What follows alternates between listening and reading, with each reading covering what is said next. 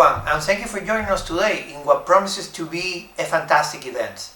It is a beautiful and sunny day here in Miami, Florida, and we are going to be talking in depth about the just announced Flotsam and Jetsam album Blood in the Water, which is scheduled to be released on June the 4th via AFM Records. My companions today in this world premiere interview are second to none. Joining me from the cold Canada is Rodrigo Altaf, flagship interviewer and reviewer for Sonic Perspectives. Rodrigo, how are you doing today? I'm doing great, and I'm honored to be part of this interview. And I think to make this even better, we have another panelist joining us today. He's been forging his way in the metal realms for ages, and he's a co-founder of bravewords.com. Please welcome Tim Henderson, aka Metal Tim. Thank you so much. And yes, I am in Toronto, just outside, basking in the sun, but basking in the most wonderful heavy metal on the planet, the most underrated heavy metal band on the planet, Flotsam and Jetsam. So let's meet these guys. We got Eric AK, he's here. We got Michael Gilbert, he's here. Steve Connolly, check. Ken Mary, and the new guy, Billy Boy. Yep. Okay, so let's kick this thing off. Okay, we've heard this thing. I've biked to this thing. It's a beautiful thing. 12 songs, 53 minutes. There's plenty of meat on this bone. The material is varied. It just goes all over the map. It's easy to say, but how hard is it to do to sequence a record like this from start to finish? Wow. It actually took a lot of doing. We like to listen through the order of stuff and make sure that a couple songs don't sound really the same. If you're at a party and this thing's playing in the background, you don't want to think that two songs was one long one. So it's really a matter of making sure that this song after the one you just heard is completely different than the one you just heard. And other than that, the worst part about picking an order on this thing is that there weren't any songs that we didn't like. There weren't any fillers, and it's really hard to figure out which one's going to be title track and which one's going to be the first single and which one's going to be the first video. We could have picked any of these songs and we'd all be happy with it. We've listened to Blood in the Water, myself, Tim, and Rodrigo, for some weeks now, and I feel that anyone doing so couldn't help but noticing that it feels like an uncanny, planned continuation of the End of Chaos, like if both albums were recorded at once and split as two releases down the line.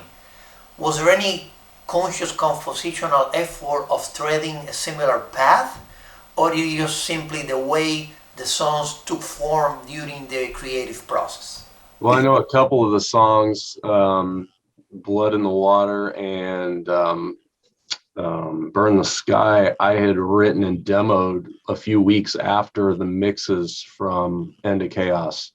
So I've had those songs demoed, probably wrote them probably within a month of the End of Chaos being mixed. So similar time frame for sure. We always have songs. We always have songs left over from previous records, and we always say, "Oh, we got 10 songs left over. We're going to go ahead and use these 10 songs on the next record." But it never turns out like that. We always end up writing new stuff, because I think we go back and revisit those songs. And go, these could be way better. And it's weird, the pattern that we're following now. We're being very consistent with since we've been on AFM, consistent with the self-titled record, then the End of Chaos, and now this one. They all sound like they fall together, and that's something that Flotsam and Jetsam hasn't done in the past before. With member changes and grunge music, and just trying to feel where we fit in. And I think we've actually hit it now, like where we fit.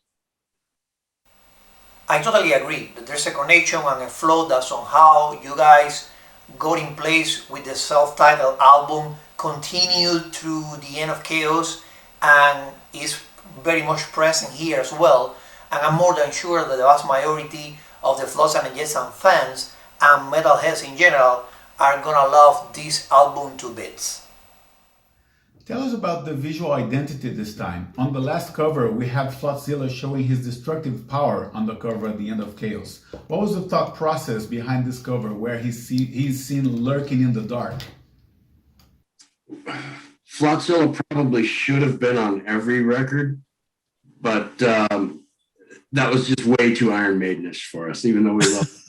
That was just way too much. But you know, Flotzilla is this entity that you just can't deal with. You can't reason with it. You can't stop it. You can't really do anything but watch it go. And the last record was the end of Chaos because he was going to destroy anything that he didn't like. Mm-hmm. And this time he's kind of, you know, lurking in the water, just waiting for something else he doesn't like to destroy. That's awesome. Thank you for that. So now, taking that sound similitude between these two albums and looking at the totally different scenario behind the composition and recording of them both, would you guys say that the pandemic times had any kind of veiled impact in the increased aggressiveness and speed that can be felt throughout these songs? I think some of the frustration of the whole COVID thing and the whole world being kind of in captivity, basically, from COVID, I'm sure the frustration from that has something to do with the tempos and the angriness of some of the songs. But I don't think it wasn't on purpose, you know. It's kind of a natural thing. You get frustrated because we're sitting at home. We can't be out on tour. We can't go and see any other bands because nobody's out on tour. So that frustration, I'm sure, has to play in with how some of the songs turned out. But it definitely was not. It was not intentional. Guys, the leadoff track really truly sets the tone on this album. It's highly dramatic. It bursts thanks to Ken. My God, I've still got like black eyes from the intro. Then settles into this ultimate groove. It's really wonderful. How early was the title track written, and was it a given it needed to go first? I demoed that music for that like literally within a couple months of after the End of Chaos was written, because I write songs like all year, and so does Mike. Well, on End of Chaos, we both wrote like 22 songs and turned them into AK. We're like, here you go. He's like, dude, enough. And we're like, no, here's another one. You know, I got a better one. And we would just, bombard him with ideas, and Mike would go, hey man, check this out. I got another one. I think it became a healthy competition. Like, crap, Mike wrote another cool tune. I gotta come up with another one, you know? And so we would just throw everything at the kitchen sink at him.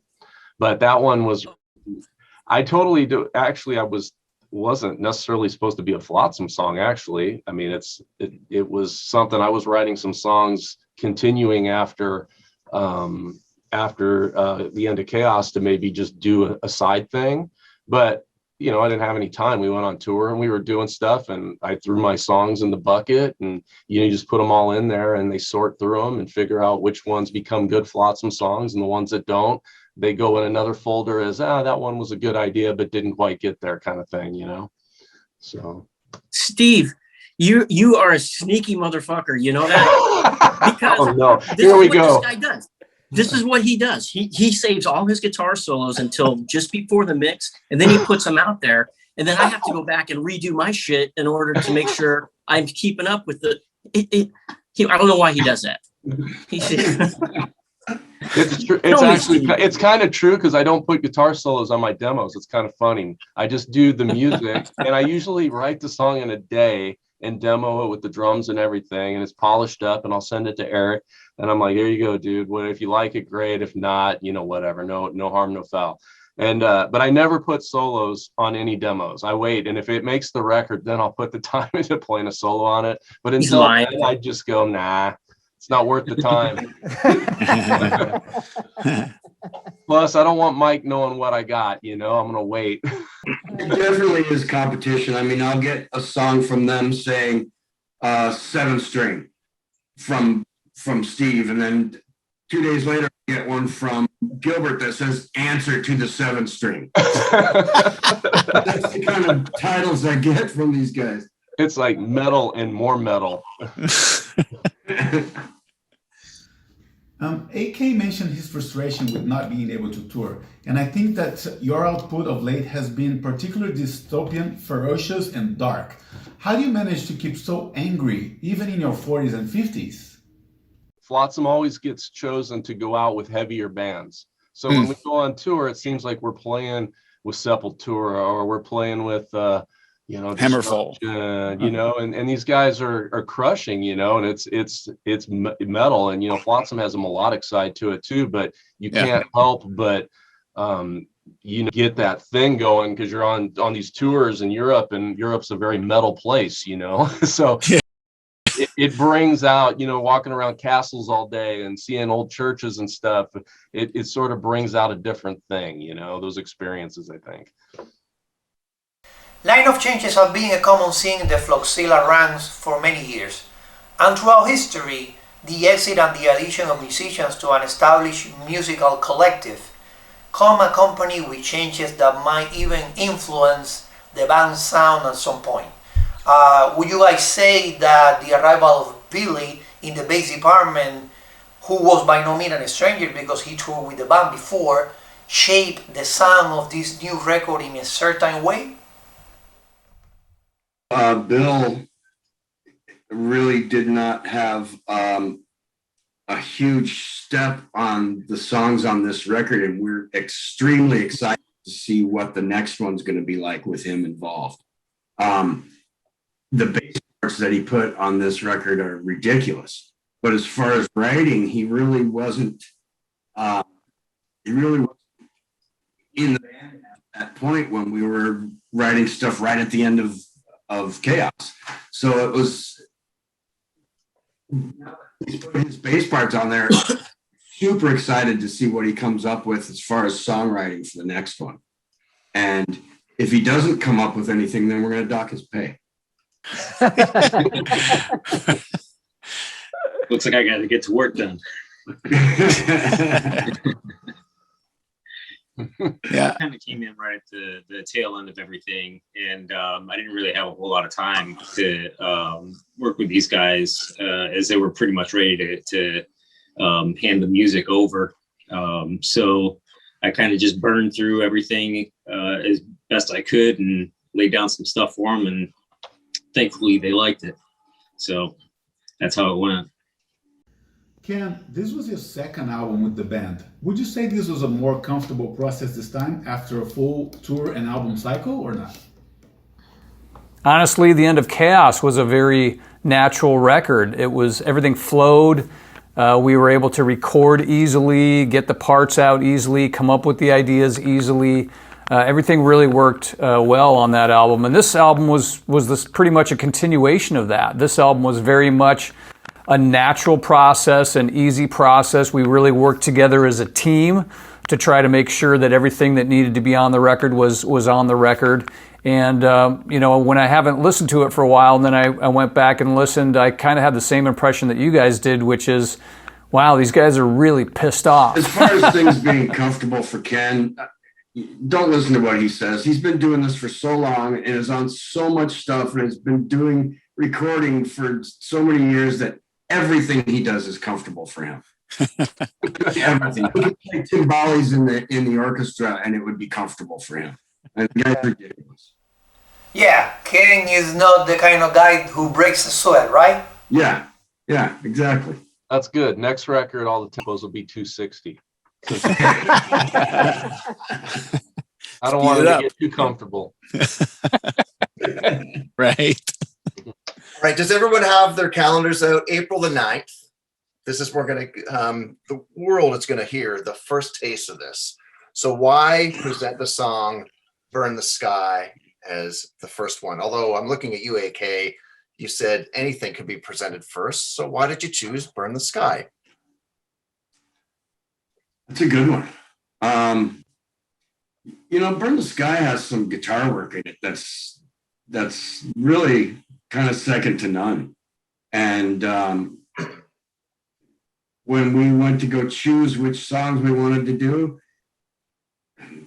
I think we all had a first choice, a different first choice, you know, and that one was on everybody's list. We all, you know, chose like 4 or 5 songs and in order that we wanted to put them out. And I think that was the only one that was on everybody's list consistently. So that's where it came in as far as first video and release and all that. Sweet. Yeah, we had a hell of a time trying to figure out what songs, you know, because like he was saying before, we don't feel like we had any filler songs on this record at all, you know. The original name of the record was going to be Brace for Impact. And then when we started messing around with the art and stuff like that, we had, you know, just the lizard looked kind of cool doing something different rather than just breaking stuff like he's always doing, you know. So now he's, you know, he's like getting ready to pound or, you know, whatever, come out of the water. He's an amphibious creature and he's 50 and pissed like the rest of us, you know. One of my favorite songs in this release is Brace for Impact, which is old school thrash metal, but has an almost death metal or even black metal vibe towards the end with that riff. Tell us the story about that riff and how did that song come together? Oh, that was one of my riffs that came, I don't know. It's just something that arrived, and then the dissonant part about it, it just sounded kind of cool, like a droning thing over the top of it.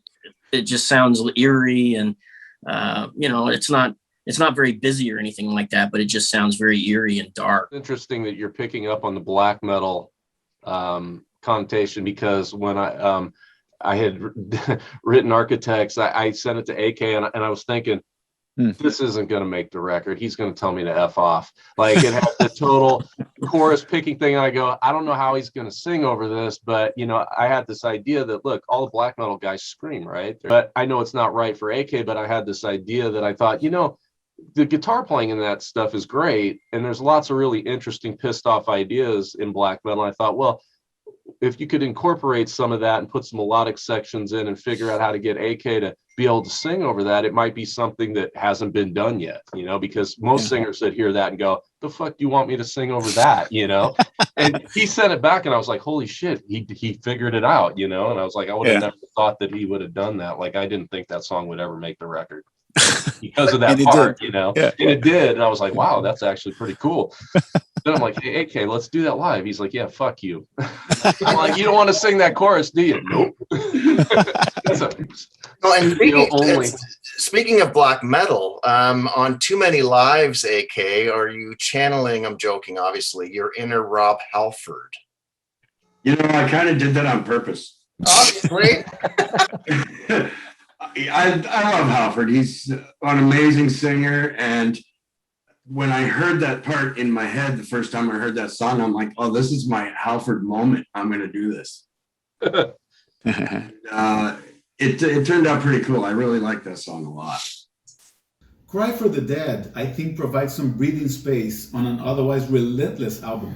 Was it intentional to have it more or less halfway through the album? And what was the thought process behind the sequencing of the songs in the album? What's weird is that we always try to do, when we're writing, we always throw in a ballad just because, and they never hardly ever make it to the record. And once we got done with this one, it was pretty undeniable that it was going to make it, because, you know, it's a great tune. We try to do a mellower tune or a rock ballad of some kind, and they usually just end up on the editing room floor, you know, and that's where they stay.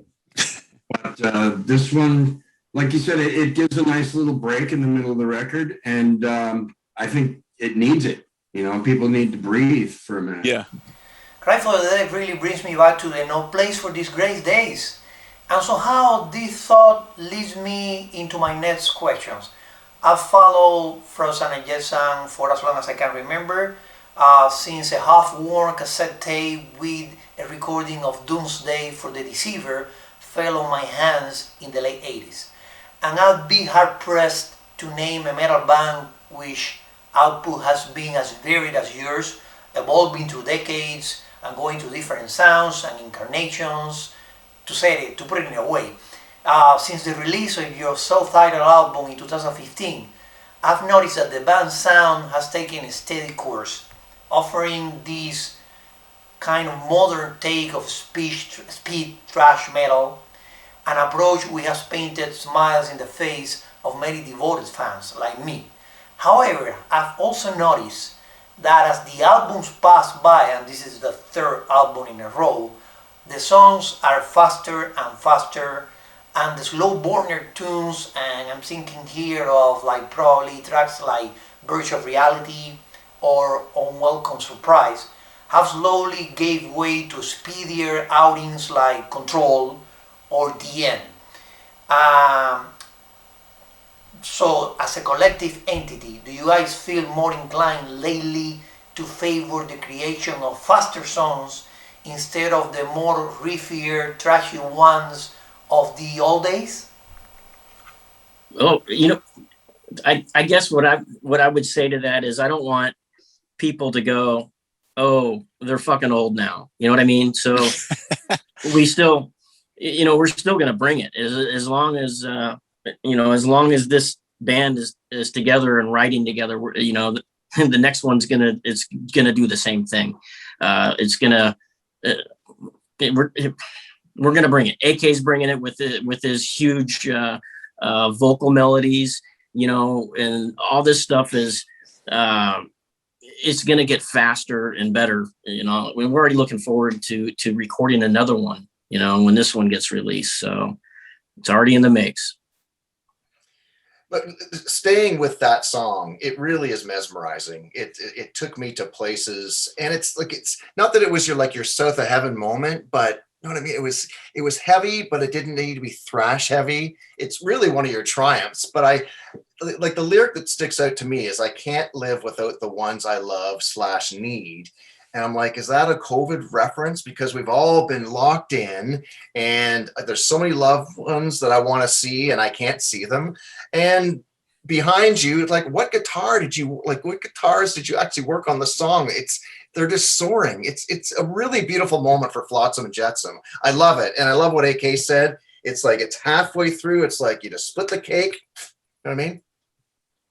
Yeah. The guitar I use is this one right here.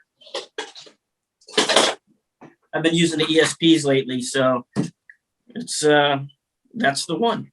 And wow. Actually, most of the record was recorded with that. You know, I got my Old Faithful up there in the back, the Les Paul. I'm afraid to even look at it because I don't want to scratch it. It's just, it's been on every album. So, you know, but yeah, that song, Ken came to me and we had so much fast stuff going on, and he came to me and said, dude, you need to write something that's doomsday-ish or something from the No Place, something that's kind of along those lines. And so I wrote the riff for Cry for the Dead.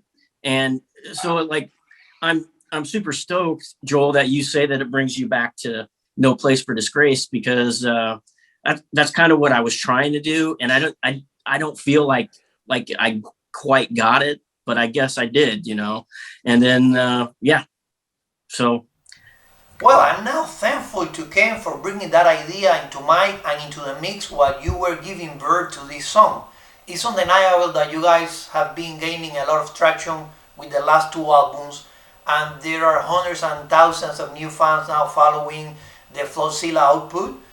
But for old fans like me who were jumping in one foot like when Quattro landed on my lap, an album that is absolutely groovy with no fast songs whatsoever, and now you see that the band's sound has rejuvenated and all this energy and speed is coming from every direction, and halfway through this album you get this throwback to such staple track that made me fall in love with this band back in the time.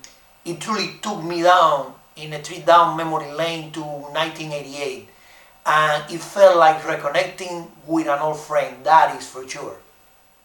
It's pretty much that middle part of No Place, the little mellow part, that's, if you put that into an entire song instead of just a section in No Place, it would be Cry for the Dead. Yeah. Another song with gloomy overtones where Ken Mary goes around his kit like a madman is 7 Seconds to the End of the World. Ken, what was the thought process behind that song in particular? And if I may comment, your drumming on this album is even more brutal and insane than on the previous one. Well, it's definitely, actually that was a concept that I had, and I had written that song on keyboards, and then I pulled Steve in to throw some guitars down, and then kind of did some off-time sections in the middle where I edited the guitars up, and honestly, when I was putting it together, I wasn't really sure what exactly was going to happen, but then we just started working on it, and it ended up turning out really cool. And then I threw some vocal lines on it and some melodies, and I kind of finished the song off. And then I sent it to everybody and said, do we want to put this on here? And because we already had, a ton of great songs. I mean, we already had so many songs and so many up-tempo songs. And I just said, well, hey, here's another one. Do you guys like it? And everybody really dug it. So as far as the drums, I mean, I was really writing it with the idea that drums are going to be able to shine a little bit, and you're going to be able to put some things in there that you maybe wouldn't normally put in a regular Flotsam song, and maybe some different breaks too, like some orchestration and some different things, just to try to give it another flavor. But to be honest with you, I wasn't really sure it was going to end up on the record, until everybody said, yeah, it's a great tune, we have to put it on there. And so, that's pretty much how it happened. I was going actually to say that track is another connection to the previous album. The End of Chaos ended with a full throttle metal assault by the hand of the end. And here now it seems that we are approaching another end, this time of the world, in mere 7 seconds. This song is non-stop metal with the incredible drumming we already mentioned, yet around the 2:48-minute mark, we get several guitar solos over one another in a section with a lot of riffing, and then all of a sudden these orchestrations with violins may appearance just to set into the same initial speed madness we started with.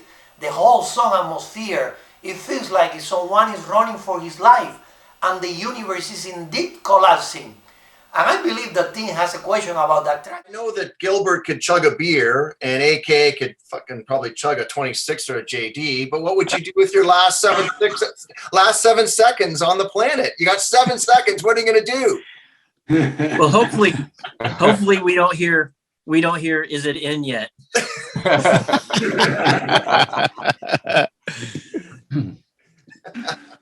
Oh no. Anyway, okay, so in all seriousness, this song really stuck out. In my ears, Walls really took a page out of Jakey Lee. And I love when, sadly, Randy died, and the anniversary was a couple of days ago.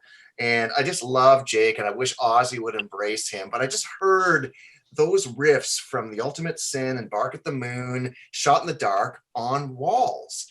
And I'm like, did you guys take a handbook or like a riffery from that? It's like also the most like radio friendly song on the record.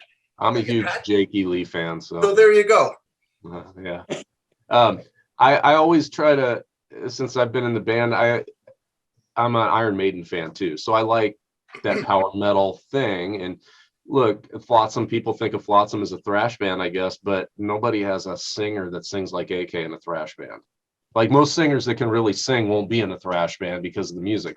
So he's an anomaly in that sense. But when you listen to the guy sing, you kind of, it makes me go, well, we got to have some songs with some choruses and let the dude really sing, He doesn't got to yell all the time. So I try to always like slide a couple power metal-esque commercial songs in there and see what happens, And, he did his thing. So there you go. Beautiful moment. Beautiful moment. I did get the solo on that, what he did. And I had to step it up on that because I was playing something totally different. And it went from his raging, pissed off guitar solo to what I first had recorded on it, which was not raging, it was at all. So I had to revamp it and kind of try to step it up a little bit.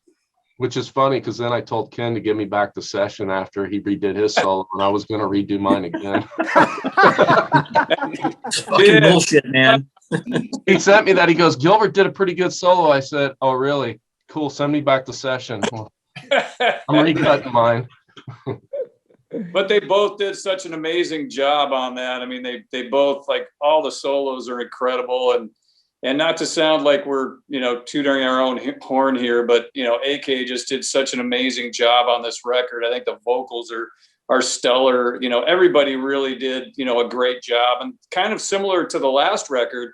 I always felt like the last record was, you got 5 guys kind of going nuts, doing everything they can do, fast and powerful and all of this kind of thing. And we were kind of wondering at the end of the last record, well, how are we ever going to top that? What are we going to do? And this record, I feel like everybody really stepped up, the guitar, Mike and Steve and AK and Bill, everybody just did such an amazing job on this album that, we really are happy with how everything turned out. Definitely, fans and metalheads in general are gonna love this album. It's blazing, it's angry, it's simply metal.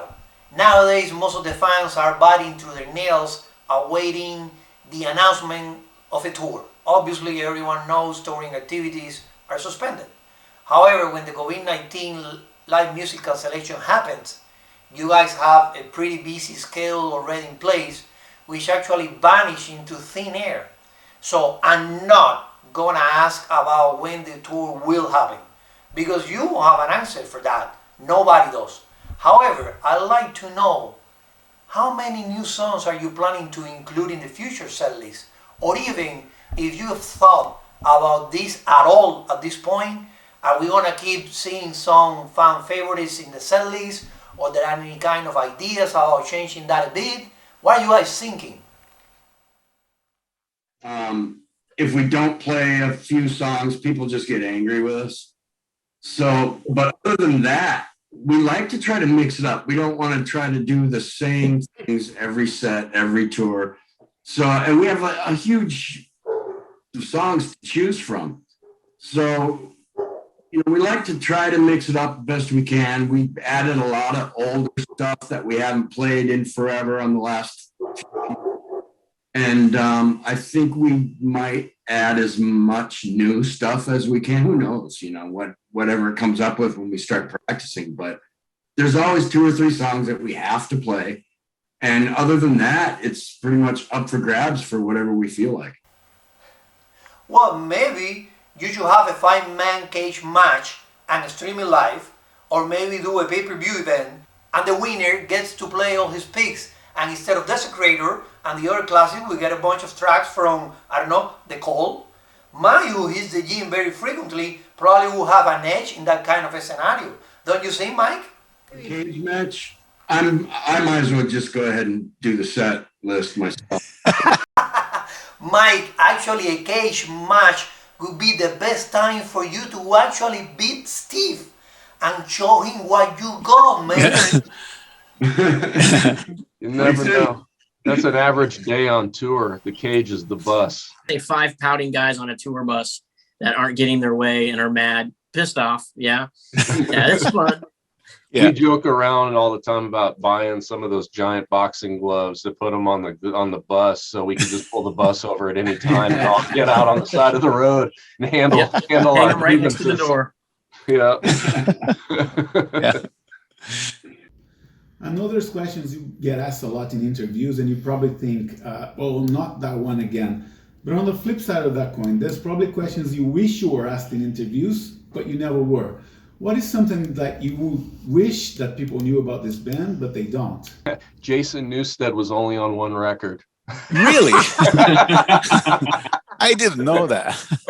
Yeah, you did. Every interview wants to talk about Jason Newsted. Like on the last record, they just asked nonstop questions. It's like, guys, Jesus. Jason was on the first record and went on to be in the biggest band in the world. God bless him. Not like he shaped the career of Flotsam and Jetsam. So it's like, Yeah, a bunch of years, after he left, we always heard the same thing. It was Jason's band. These guys are riding on the coattails of Jason's, songs, which he was an equal member in the band, like everybody else.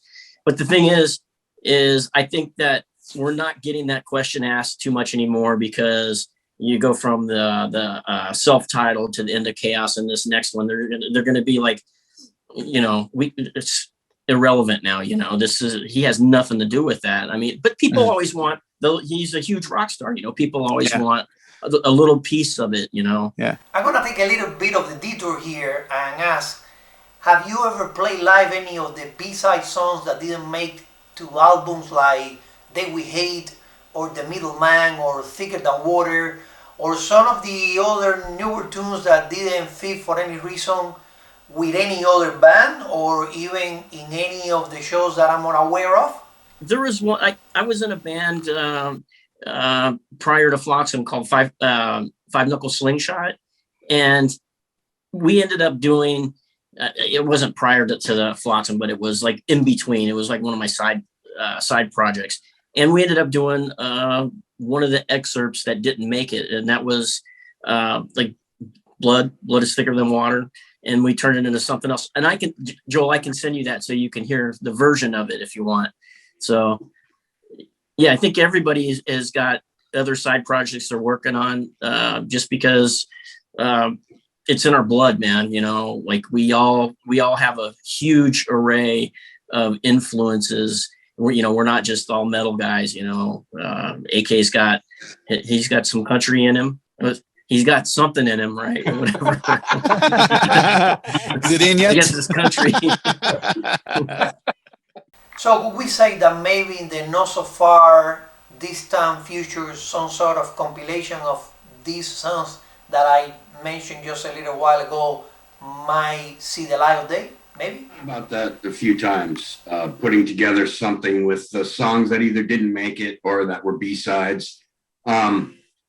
We've got I was just the other day listening to a cassette tape from before we were named Flotsam, 27 songs with me and Mike and Newstead and Kelly Smith and Ed. And we recorded this live at a gig, and 27 original tunes that nobody's ever heard before. Mm-hmm. Wow. Good. So I'm always listening to some old stuff going, maybe we should revamp this and do something with it. But then I turn around and they've written 22 brand new songs that kick like, okay, maybe next time, Yeah. Is there any truth to the rumors that you want to actually cover the entire Goodbye Yellow Brick Road album?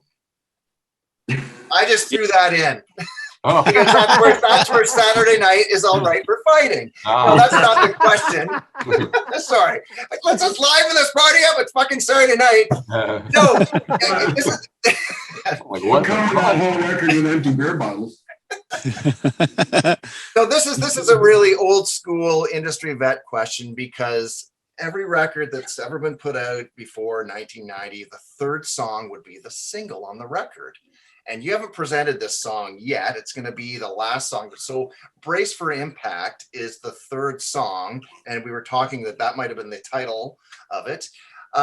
So talk about that song. Perfect timing, because I guess everyone's bracing for impact, because 10 days later, you can actually put a pre-order on this record. So you can answer that question and tell us fans, the collectors that want the vinyl, want all this lovely packaging.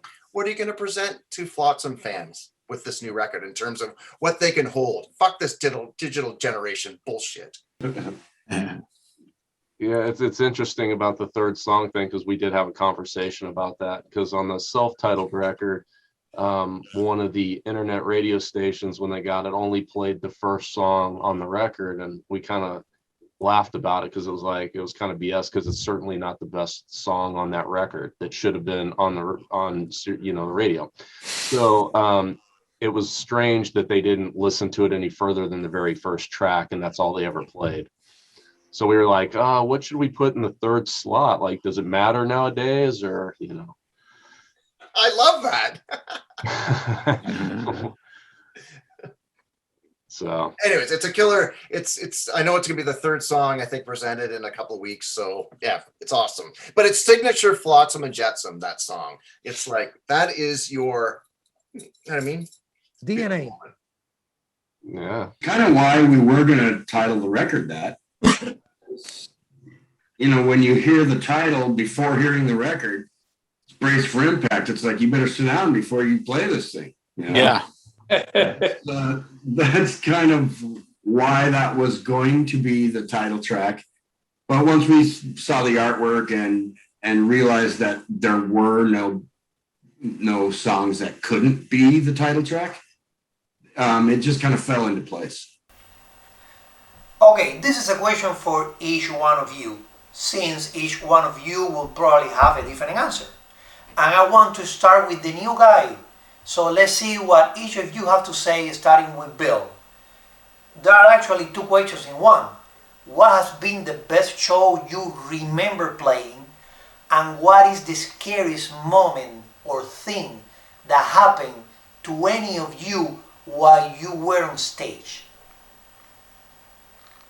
Well, I think that the best show, I have a couple of them that I really like, but I had a lot of fun when we played, what was it, San Diego?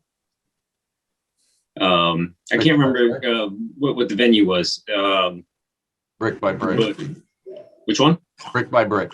Yeah, brick by brick, exactly. Yeah, I had a lot of fun during that show. I don't know why, but that was towards the end of the U.S. tour, and I don't know. It was just extremely fun for me. So it was definitely a memorable show. Scary stuff. These guys make it too smooth to have scary stuff. Oh, listen to that. He's schmoozing us. Listen to this. We're not done hazing you, motherfucker. Hazing is different than having everything just He's sort of shit on tiptoeing. stage. I gotta say that you actually managed to educate this new guy really well. He cannot even badmouth you or complain about you at all. That's quite an accomplishment. I think since the first record, right, when Newstead left, our bass players have just continually keep getting better and better and better and better. We are the Cheap Trick of metal. What about the rest of you all? Best show that you can remember, guys? I think my favorite show that we've ever done was Wacken. That's kind of the Super Bowl, like if you get to go to that and you get to play, you're participating in the Super Bowl of metal right there. It freaking awesome, and the scariest moment in this band, it wasn't a stage moment. It was when our front tire fell off the bus just outside of Albuquerque, New Mexico. It literally fell off the bus front wheel at 65 miles an hour. That was fun. That's fun stuff right there. Jesus.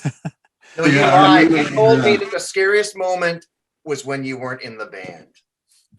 Oh, I like that. I like that. That's what you told me. That wasn't the scariest moment for me. Yeah. When Mike was not in the band. It wasn't scary at all. Where's those boxing gloves?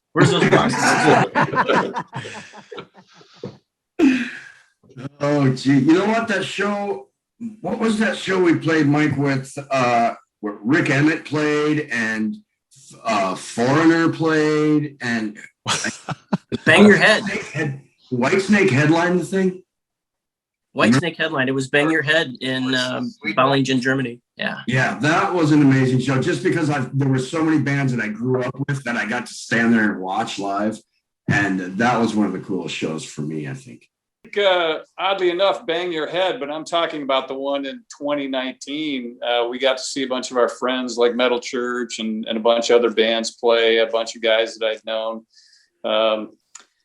Michael Schenker played, so there was a ton of bands that we knew. That was a fun show, actually. I enjoyed that one. That and Wacken. I agree with Mike on Wacken. Wacken is definitely the Super Bowl of metal, and that was the fifth show that I had ever played with Flotsam. So it was a little bit of a experience in terms of being thrown into, okay, you're getting thrown into the pool, you better swim.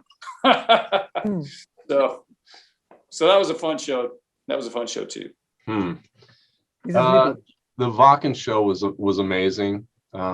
I think any of the festivals, any of the bigger festivals we played in Europe have all been amazing. So it's hard to pick any of them out that were better than others. I mean, Bang Your Head was great. Bakken's great. Into the Grave was amazing. They're all fantastic. Scary moments. I don't know that I've had any scary moments in in this band on stage anyway. Although what I do, hold on, I take that back. Yeah, I had a scary moment whenever our bus broke down and we ended up on the side of the road in Belgium in a not so nice neighborhood. that was The bus caught fire. Yeah, it caught on fire, and then we ended up at a rest stop all night, and that was a whole new kind of adventure that we won't go into. But yeah, it was fun times. One of our scariest moments was on 70,000 Tons of Metal drinking with Tim. That was probably crazy. He was trying to steal And I'm the empty. What the fuck? I'm empty, man. I'm waiting for you to go to the bar for me. You know what? Can I tell you one thing? Seth found in her back pocket receipts that, like, with your name on it, like AK JD, AK Big the big Fossers or something. I'm like, we got to keep these things. Can I tell you a scary moment? Because we're talking about Wacken. Brave Words was there for almost like 20 years in a row. I spoke to Biff about his new Inspiration record like a couple of days ago, and he's really tight with the organizers. And really, one scary thing is how fucked these festivals in Europe are. They lost one season. They're probably going to lose the next one. Wacken, like, it's like 2,000 people live in Wacken, and every year they invite 100,000 people. So you can just imagine economically what's going on with all these regions. So pipe in about like the touring, yeah, North America, but we all know that when you get to Europe, that's where, you know what I mean? And it's really quite sad. Biff was like, it was a really touching moment because, my God, there's like there's families, everyone's like little tiny towns that are getting, it's a sad moment. What do you think? Yeah, it definitely is. I mean, I think everybody's been affected by COVID. There's no question about it. Every band, think of all the road crews that have been out of work for 2 years, or a year, and then maybe out of work for 2 years. So it's a tough time for everybody. There's no doubt about it. And something that, we're all hoping that we get back out there and play again soon. Random question. Who will win in a fight? Flotzilla or Eddie from Iron Maiden? Flotzilla. I'm gonna say Flotzilla. Maybe we could get Iron Maiden to take us on tour and we could settle that every night. Yeah, Maybe. that would be fantastic. Huh? That was a good one. That answer. That's me calling them out right there. I don't know if you want to make that kind of boast, but Hey, if it gets us on the tour so we can find out, sure I will. Yeah. Are there any guest appearances or projects you guys are working on outside of Flotsam and Jetsam that you can all talk about, that fans can look out for and maybe support in any way? There's something going on with friends and other band members, but nothing concrete for me anyway, except I'm working on another AK Corral record. It's got this weird cult following and people won't leave me alone about it. So I'm starting another AK Corral record. Other than that, jamming with some friends here and there. I got a little thing going with Jason Bittner. I got started a little thing with Greg Hall, the ex drummer from Sacred Reich. So, but nothing concrete that's actually may not ever see the light of day, but it's just fun stuff to do, I'm not letting Steve hear any of my shit. It's not going to happen. I know he's curious. Yeah, I got something. There's like an EP of just riffing away. It's like COVID riffs, I guess you call it, because what else am I going to do? Is that going to be the title of the EP, COVID riffs? Yeah. Yeah, I did some guitar instrumental stuff I'm working on. I don't know what I'm going to do with it yet. We'll see. We'll see how it comes out. I'm going to learn your shit. I'm going to learn your solos, and I'm going to play them in my part in the song. And it's total riff robbery, but I'm going to do that to you. That'll be okay, because I'm going to change them after the fact, so it won't matter. So what about you, Ken? What's on your plate? Well, just doing some demos with Fifth Angel, and that's about it. Other than that, you know, I've been pretty busy just working on some movies and some soundtracks for animation, and also doing some orchestration for some other movies that are more serious type movies. But so I'm always involved in something in the studio. I'm working in the studio all the time. So, but as far as other musical projects, you know, that's I'm pretty much. I guess you could say I live in the studio. Guys, to say that this has been a fantastic time with you all would be an understatement.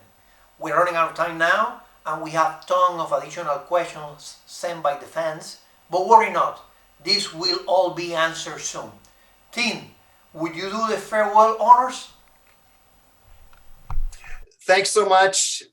You guys have really built this beautiful metal moment. We can't wait to hear it. The whole world will hear it in the next couple of weeks. And you're also like the coolest guys on the planet. So thank you. It was an honor to actually be part of this thing. Thanks for having us. Thank you.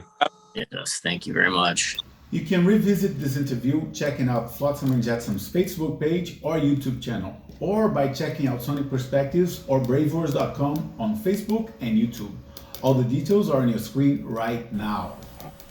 To wrap it up, remember, this beauty will hit stores on June the 4th, and you certainly don't want to miss it. These guys continue to go for the jugular from the get-go, and they are pulling all the stops in the process.